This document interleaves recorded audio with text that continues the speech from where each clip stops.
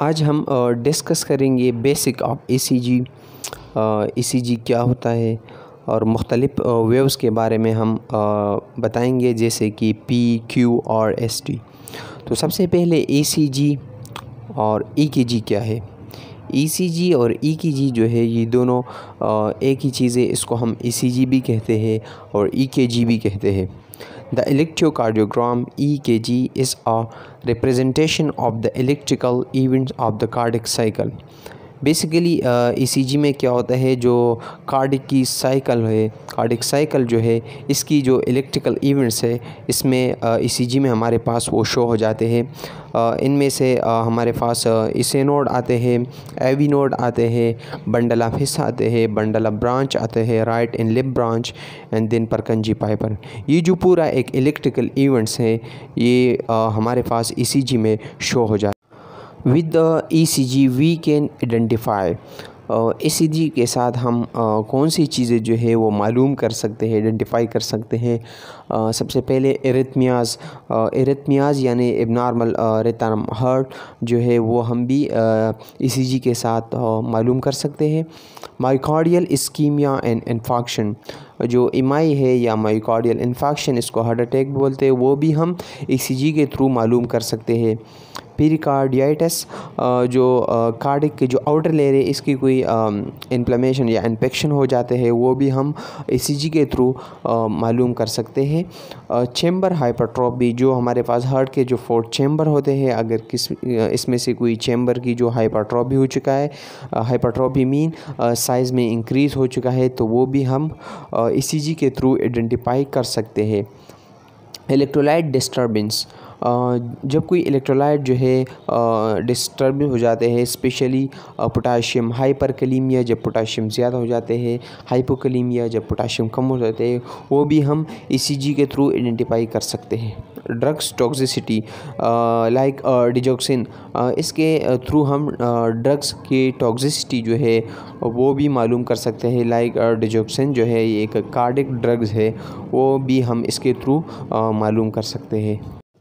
और ईसीजी का जो कम्प्लेक्स है वो मुश्तमिल है पी वेव पे, क्यू वेव पे, आर और एस और टी वेव।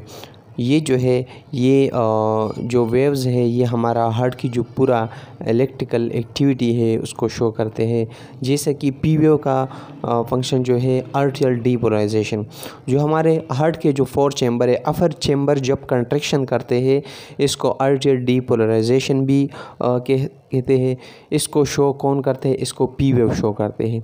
क्यूआरएस जो कम्प्लेक्स है वो क्या शो करते हैं, वेंट्रिकुलर डीपोलराइजेशन। जो नीचे की 2 जो चैम्बर है, इसको हम वेंट्रिकल कह सकते हैं। वेंट्रिकुलर डीपोलराइजेशन मीन वेंट्रिकुलर का कंट्रैक्शन जो है वो क्यूआरएस कम्प्लेक्स जो है वो शो करते हैं।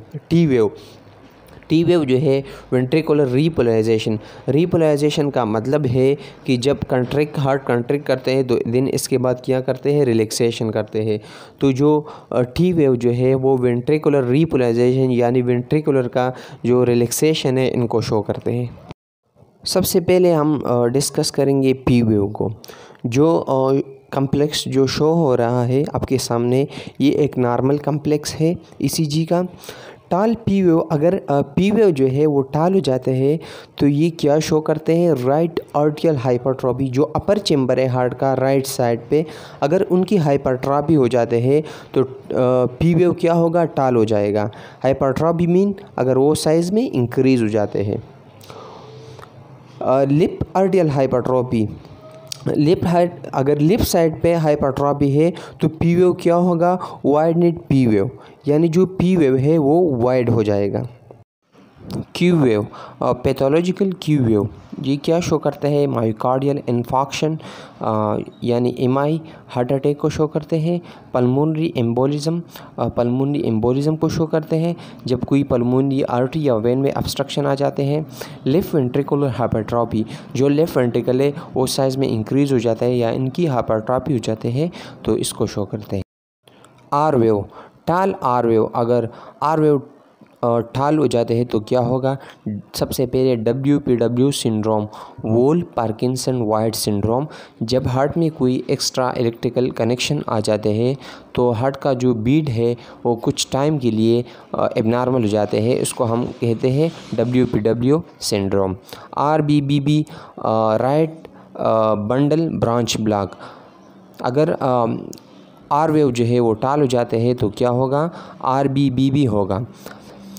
डेक्स्ट्रोकार्डिया, अगर आर वेव जो है वो टाल हो जाते हैं तो क्या होगा? डेक्स्ट्रोकार्डिया होगा। डेक्स्ट्रोकार्डिया का मतलब जो हार्ट का पोजीशन है ओरिजिनल जगह लेफ़्ट साइड से राइट साइड पे चला जाएगा। पोस्टीरियर इमाई, अगर आर वेव टाल है तो क्या होगा? पोस्टीरियर इमाई होगा। जो हार्ट का जो बैक साइड है इसमें क्या होगा? इमाई होगा। राइट वेंट्रिकुलर हाइपरट्रॉफी, अगर आर वेव जो है वो टाल हो चुका है तो क्या होगा? राइट वेंट्रिकुलर हाइपरट्रॉफी होगा, यानी जो राइट वेंट्रिकल है वो साइज़ में इंक्रीज़ हो चुका होगा। PR इंटरवल, PR इंटरवल किसको शो करते हैं? Prolong PR interval. अगर PR इंटरवल जो है वो प्रोलॉन्ग हो चुका है तो इसका मतलब है 1 डिग्री हार्ट ब्लॉक है। और डिग्री ऑफ हार्ट ब्लॉक जो है वो 3 है, 1st डिग्री है, 2nd डिग्री है एंड 3rd डिग्री है। अगर PR इंटरवल प्रोलॉन्ग है तो इसका मतलब है 1st degree heart block. QRS complex, high voltage QRS complex. अगर हाई वोल्टेज QRS कम्प्लेक्स है तो इसका मतलब है वेंट्रिकुलर हाइपरट्रॉफी। थिन चेस्ट वाल, जो चेस्ट का वाल है वो पतला है, WPS सिंड्रोम है। Change in shape of the QRS, अगर QRS कम्प्लेक्स जो है इसका शेप जो है वो चेंज हो चुका है तो इसका मतलब है वेंट्रिकुलर टेकिकार्डिया है। जो वेंट्रिकल है इसका जो रेट है वो ज़्यादा हो चुका है, वेंट्रिकुलर फिब्रिलेशन है। जो एरिथमिया है वो कहाँ से स्टार्ट है? वो वेंट्रिकल से स्टार्ट हो चुका है, इसको हम वेंट्रिकुलर फिब्रिलेशन कहते हैं। WPS सिंड्रोम है जो हमने डिस्कस किया। लेफ्ट बंडल ब्रांच जो है वो ब्लॉक हो चुका है और राइट बंडल ब्रांच जो है वो भी ब्लॉक हो चुका है। वो QRS कम्प्लेक्स शो करते हैं अगर इसकी शेप में चेंज आ जाते हैं।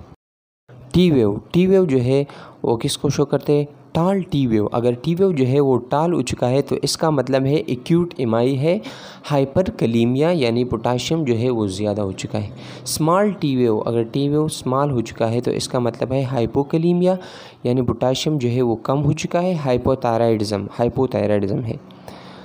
T वेव इन्वर्जन, अगर T वेव इनर की तरफ तो आ चुका है तो क्या है? Myocardial infarction. कौन सा? Chronic myocardial infarction. और सबसे लास्ट में आते हैं U wave. Specially U wave जो है ये हमारे इलेक्ट्रोलाइट को भी शो करते हैं। प्रोमिनेंट U वेव, अगर U वेव जो है वो प्रोमिनेंट हो चुका है तो इसका मतलब है हाइपोकलीमिया यानी पोटाशियम जो है वो कम हो चुका है, ब्रेडिकार्डिया हार्ट रेट जो है वो कम हो चुका है एंड हाइपरकैल्सीमिया और जो कैल्शियम है वो ज़्यादा हो चुका है। Thank you so much.